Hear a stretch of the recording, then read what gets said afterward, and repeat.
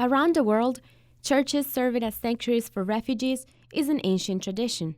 After President Trump signed executive orders strengthening laws enforcing immigration, the number of U.S. churches willing to offer sanctuary to those people is rising.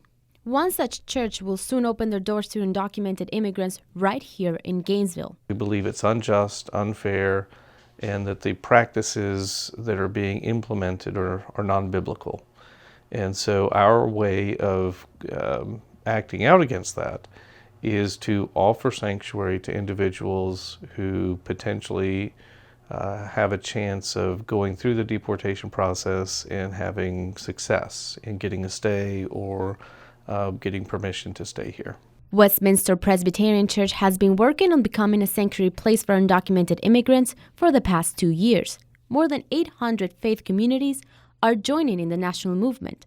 This would be the first one in Alachua County.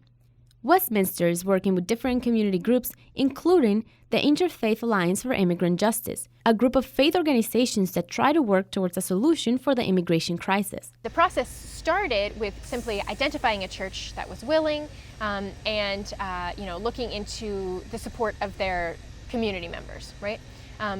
Then they asked that we look for, community support outside of their specific church. Right? But is offering sanctuary to undocumented immigrants legal? Law experts say it is not.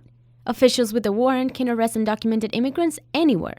On top of that, the Immigration and Nationality Act prohibits anyone from knowingly harboring an undocumented immigrant. There is no official legislation that keeps law enforcement from entering a church, but the U.S. Immigration and Customs Enforcement Agency has a policy called Sensitive Areas, which advises officials to avoid detaining immigrants in places like schools and churches. But a sanctuary church is kind of an extra step by the congregation, right, to ensure your safety. This small building behind me has 2 bedrooms and a kitchen, and it will soon become what Pastor Green would like to call a sanctuary house.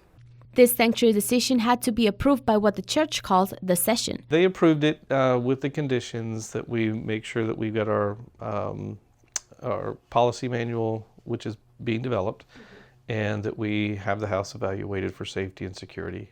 This movement has faced a lot of opposition, but some people believe that if a congregation offers shelter, they should also help immigrants with their residency status. There should be a process within the church system to help those people get here and be legal and do the right paperwork and stuff like that. We have folks within the congregation who aren't fully supportive, and we have other folks who have been pushing to do it for months now. So it's not, this is not a situation in which everybody agrees. Emmanuel Mennonite and University Lutheran are 2 other congregations working with Westminster. Pastor Green hopes this will inspire other congregations to open their doors to those seeking salvation. And the scripture, from our point of view, tells us that we are to welcome the stranger. We are to treat them with integrity, with respect, and with love. Nicole Segnini, WUFT News.